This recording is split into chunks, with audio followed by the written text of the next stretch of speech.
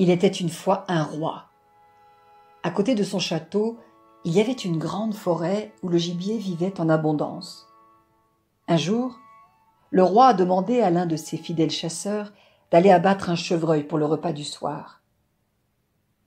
Mais le chasseur n'est pas revenu. Alors, dès le lendemain matin, le roi a envoyé 2 autres chasseurs pour partir à la recherche du premier.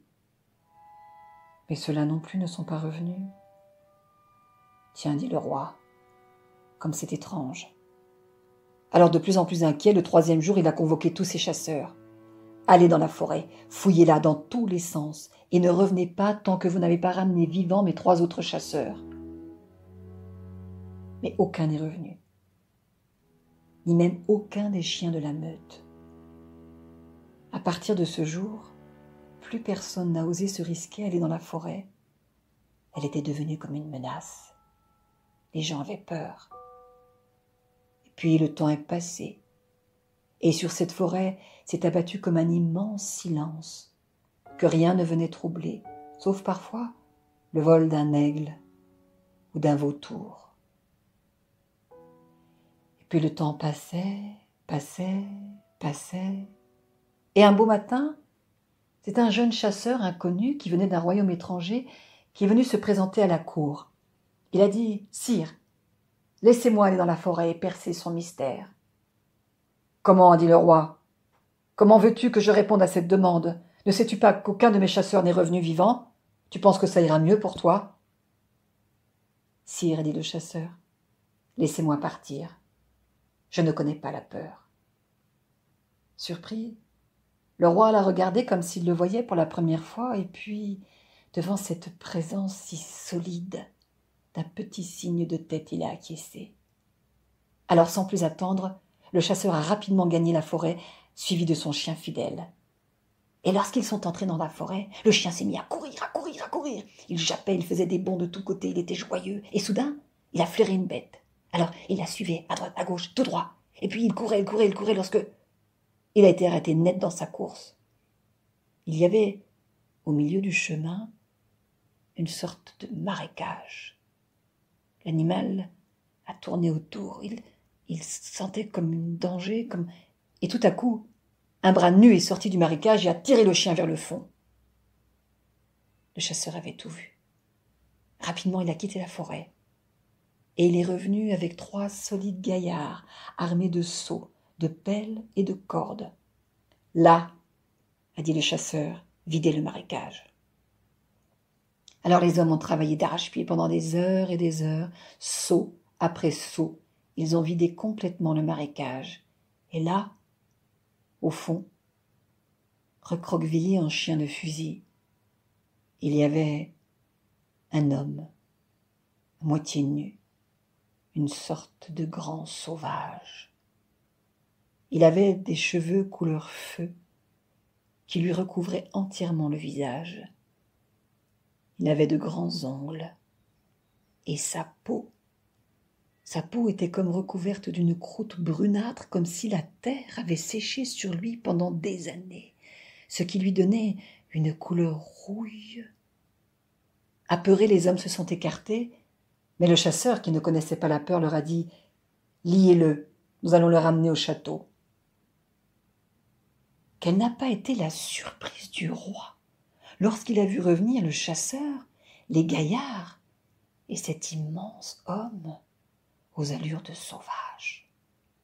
Immédiatement, il l'a fait enfermer dans une cage de fer. Il a exposé la cage dans la cour du château au vu et au su de toute la population.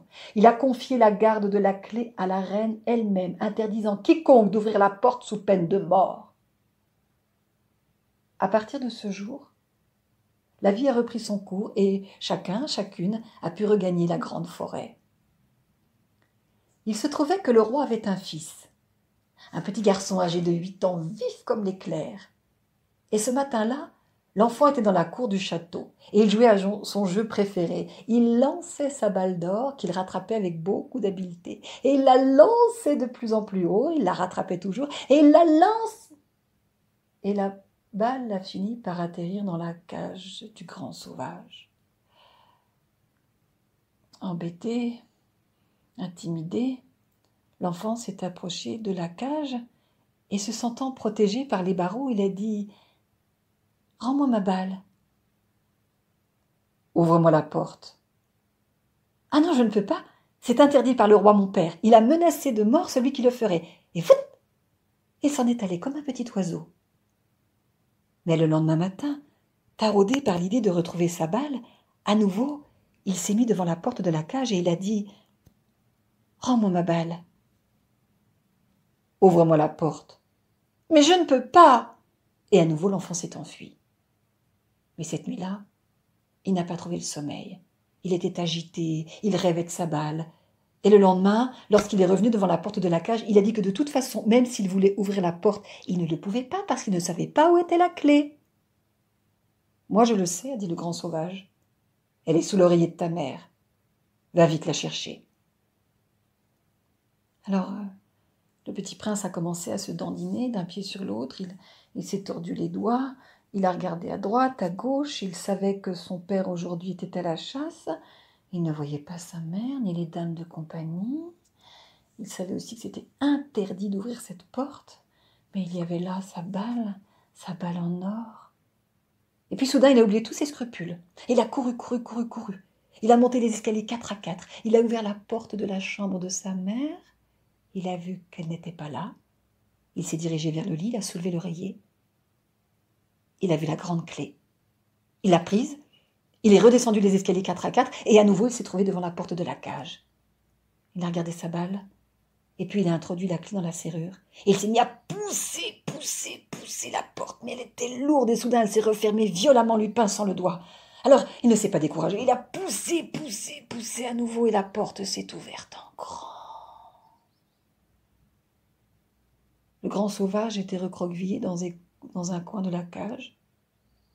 Il s'est déplié. Il est passé devant le petit prince et il s'est élancé vers le dehors. Mais le petit prince venait de comprendre seulement maintenant ce qu'il avait fait. Et pris de panique, il a crié « Attends, ne t'en va pas ! Lorsque le roi va rentrer de la chasse, ça va être terrible. Il va rentrer dans une colère noire et je crois que ça n'ira pas du tout pour moi. » Le grand sauvage a stoppé net sa course. Il s'est retourné. Il a fait quelques pas, il a chargé l'enfant sur son dos et il s'est élancé vers la forêt profonde.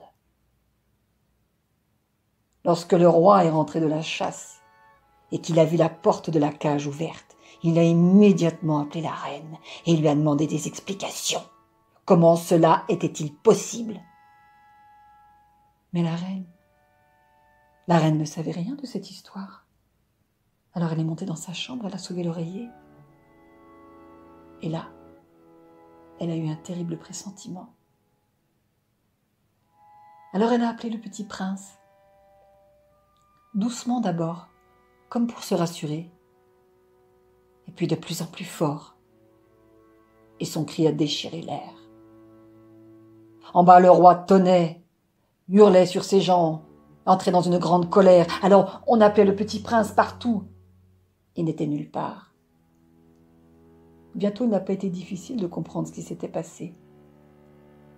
Le petit prince avait disparu.